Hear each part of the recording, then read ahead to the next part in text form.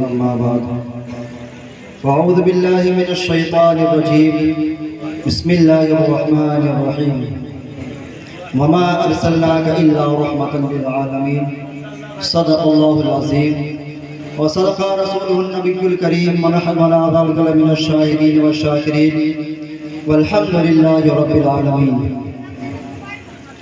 آئیے سب سے پہلے اپنے آقا کی بارگاہ میں بلند آواز سے درود شریف پڑھیں۔ اللہ رب محمد صلی اللہ علیہ وسلم نحن بعد محمد صلی اللہ علیہ وسلم صلاۃ و سلام علیک یا رسول اللہ صلی اللہ علیہ وسلم۔ آئیے سب سے پہلے آمد کی دو شعر ترنم میں پڑھتا ہوں، ملاحظہ فرمائیں۔ کھل اٹھی ہے دل کی ہر کلی، کھل اٹھی ہے دل کی ہر کلی، آ گئے حضور آ گئے، آ گئے حضور آ گئے، کھل اٹھی ہے دل کی ہر کلی، آ گئے حضور آ گئے، آ گئے حضور آ گئے، کھل اٹھی ہے دل کی ہر کلی، آ گئے حضور آ گئے،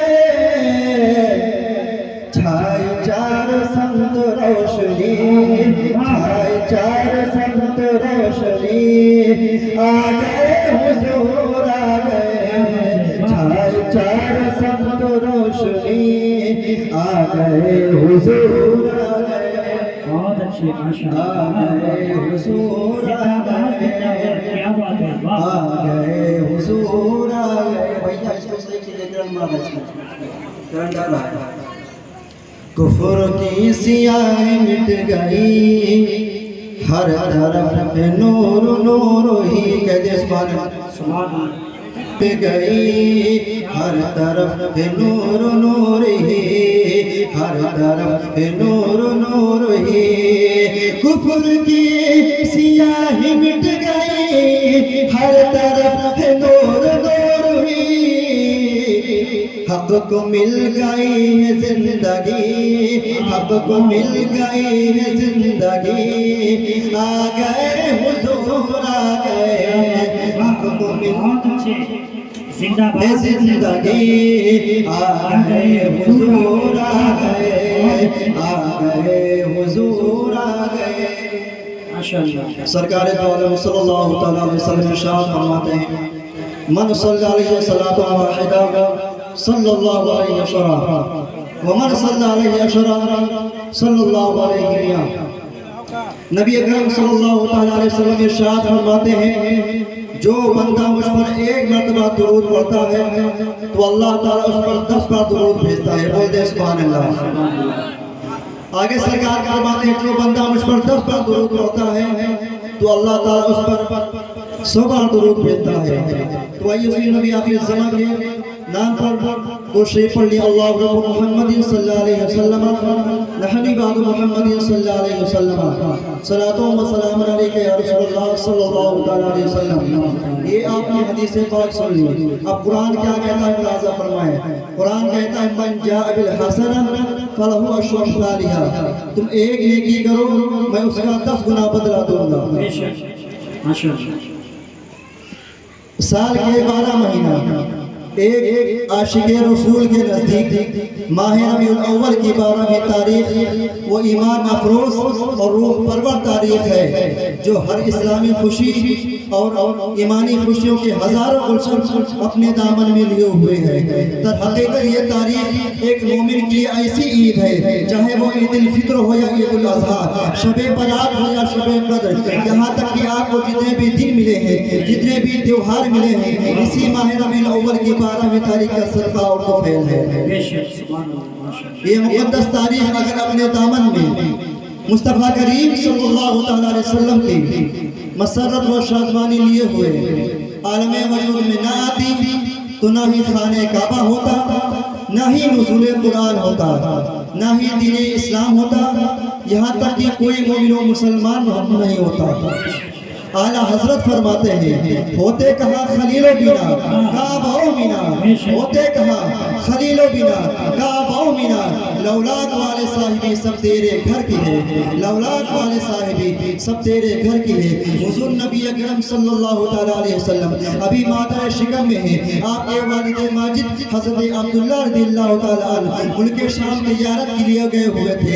वापसी के वक्त मदीना तैयबा में उतरे और वहीं पर सख्त बीमार पड़ गए और वहीं पर इंतकाल फरमा गए। मशहूर कौल के मुताबिक हजरत अब्दुल्लाह रज़ियल्लाहु तआला अन्हु मदीना शरीफ में मकाम दारे नाबगा में मदफून है, और दूसरे कौल के मुताबिक हजरत अब्दुल्लाह रज़ियल्लाहु तआला अन्हु मकाम अबू में मदफून है। मुस्तफ़ा करीम सल्लल्लाहु तआला अलैहि वसल्लम अभी मादर शिकम में 2 माह के थे कि आपके वालिद माजिद हजरत अब्दुल्लाह इंतकाल फरमा गए। फरिश्तों ने की अर्ज किया है परवरदिगार आलम तेरा हबीब मुस्तफ़ा करीम तो यतीम हो गया है। अल्लाह ताला इरशाद फरमाता है अना लहु हाफिज़ुन व नसीर, यानी मैं खुद अपने हबीब मुस्तफ़ा करीम का हाफिज़ व नासिर हूँ। अल्लाह ताला अपने फरिश्तों से अर्ज करता है ऐ फरिश्तों मेरे महबूब मुस्तफ़ा करीम पर खूब दुरूद पढ़ो और उनके नाम से बरकत हासिल करो। हज़रत इमाम जाफर सादिक से किसी ने पूछा हुजूर नबी अकरम सल्लल्लाहु तआला अलैहि वसल्लम कि यतीम होने की क्या हिकमत है, इसमें क्या राज है? आप वालिदा माजिदा के शिकम में थे कि आपके वालिद इंतकाल फरमा गए। उसके बाद आपकी उम्र 6 साल हुई, आपकी वालिदा भी इंतकाल फरमा गई। उसके बाद आपके दादा जान हज़रत अब्दुल मुत्तलिब भी इंतकाल फरमा गए। इसमें क्या हिकमत है, क्या राज है? तो हज़रत इमाम जाफर सादिक फरमाते हैं इसलिए कि ताकि आपके ऊपर किसी का एहसान ना रहे और आपके ऊपर सिर्फ और सिर्फ अल्लाह ताला का एहसान रहे और आपका एहसान तमाम मखलूक कायनात पर रहे। हज़रत आमिना फरमाती है हुजूर नबी अकरम सल्लल्लाहु अलैहि वसल्लम मेरे शिकम में आए तो शुरू हमल से लेके आखिरी हमल तक मुझे कोई दिक्कत परेशानी महसूस ना हुई। हज़रत अब्दुल्लाह इब्न अब्बास फरमाते हैं ये हज़रत इब्न अब्दुल्लाह रिवायत करते हैं। हज़रत आमिना फरमाती हैं इन्नकी क़द हमलती लक़द अल्लक़tu बिही फमा वजदतु लहु मशक़्क़तन हत्ता वज़अतु, यानी मैं बारदार हो गई, यानी मैं बहुत उठाने वाली हो गई। शुरू हमल से लेके आखिरी हमल तक मुझे कोई दिक्कत परेशानी महसूस ना हुई। हज़रत आमिना फरमाती हैं कि अल्लाह के हबीब मुस्तफ़ा करीम जब मेरे शिकम में आए थे तो किसी कहने वाले ने कहा इन्नकी क़द हमलती बिसय्यदी हाज़िही उम्मती व नबिय्यहा, यानी आप इस वक्त के सरदार और नबी की माँ बनने वाली है। हज़रत आमिना फरमाती है विलादत के वक्त मैंने चंद औरतों को देखा जो कद और क़ामत में हुस्न और जमाल में बेमिसाल थी, जिनकी कोई मिसाल नहीं थी। हज़रत आमिना फरमाती है उन्होंने मुझे चारों तरफ से घेर लिया और मैं हैरान हो गई और उनको किसी ने मेरे हाल पर मुब्तला फरमा दिया था। उनमें से किसी एक ने कहा कि मैं फिरौन की बीवी आसिया हूँ और दूसरे ने कहा कि मैं ईसा की माँ मरियम हूँ और तीसरी ने कहा कि इस्माइल की माँ हाजिरा हो और मेरे साथ जन्नत की हूरें हैं। हुजूर नबी अकरम सल्लल्लाहु अलैहि वसल्लम की विलादत हुई तो आपके चचा अबू लहब को उसकी कनीज़ ने आकर बताया ऐ मेरे आका आपके मरहूम भाई हज़रत अब्दुल्ला के घर एक बहुत ही हसीन और जमील बच्चा पैदा हुआ है। बोलते सुभान अल्लाह। बहुत ही हसीन और जमील बच्चा पैदा हुआ है, इतना हसीन और जमील बच्चा पैदा हुआ है जिसकी कोई मिसाल नहीं है। अबू लहब अपनी कनीज़ की आवाज़ को सुनकर इस कदर खुश होता है, इस कदर खुश होता है उसने नबी की विरादत की खुशी में अपनी कनीज़ सुहैबा को आज़ाद कर दिया था। सारे मुसलमान जानते हैं कि अबू लहब नबी का कितना बड़ा दुश्मन था। उसने अपनी सारी ज़िंदगी मुस्तफ़ा करीम की दुश्मनी में सर्फ कर दिया था। इतना सख्त काबिल था कि अल्लाह ताला ने उसकी मज़म्मत में कुरान पाक में पूरी सूरह तब्बत यदा अबी लहब नाज़िल फरमा दिया है।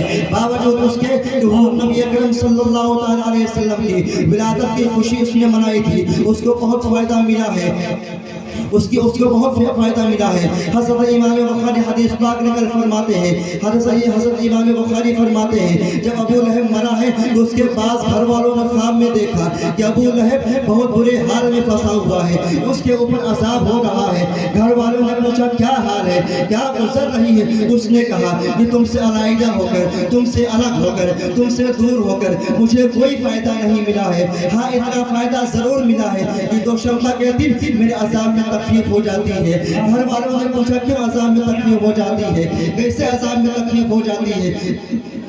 اس نے کہا, ابو لہب نے کہا کہ دوشمبہ کے دن محمد کی ولادت ہوئی تھی تو میں نے محمد کی ولادت کی خوشی میں اپنی کنیز کو آزاد کر دیا تھا, اس لیے میرے عذاب میں تخفیف ہو جاتی ہے. اور فرمائے مسلمانوں, ابو لہب کافر تھا, ہم نبی کے دشمن, ہم نبی کے ماننے والے ہیں, وہ نبی کا دشمن ہے, ہم نبی کے ماننے والے ہیں. اس نے اپنے بھتیجے پیدا ہونے کی خوشی کا اظہار کیا تھا, نہ کہ رسول کریم ہونے کی خوشی کا اظہار کیا تھا. جب دشمن کو اور کافر کو نبی کی ولادت کی خوشی کا فائدہ مل سکتا ہے, ہم تو نبی کے چاہنے والے ہیں, ہم تو نبی کے ماننے والے ہیں, ہم تو نبی کی آمد پر جھنڈا لگانے والے ہیں, ہم تو نبی کے نام پر صدقہ خیرات کرنے والے ہیں, ہم تو نبی پر سلام پڑھنے والے ہیں, ہم کو فائدہ کیوں نہیں مل سکتا ہے؟ بے شک, سبحان اللہ, ماشاءاللہ, بہت اچھے زندہ باد. ہمارے نبی کی شان کیا ہے, اصحاب رسول کا طریقہ کیا ہے, آپ اس حدیث پاک سے اندازہ لگائیں. اللہ نے نبی کا پاور کتنا بلند کیا ہے, کیسے اختیارات اللہ تعالیٰ نے ان کو دیے ہیں. صحابی رسول حاضر ہوتے عرض کرتے ہیں, یا رسول اللہ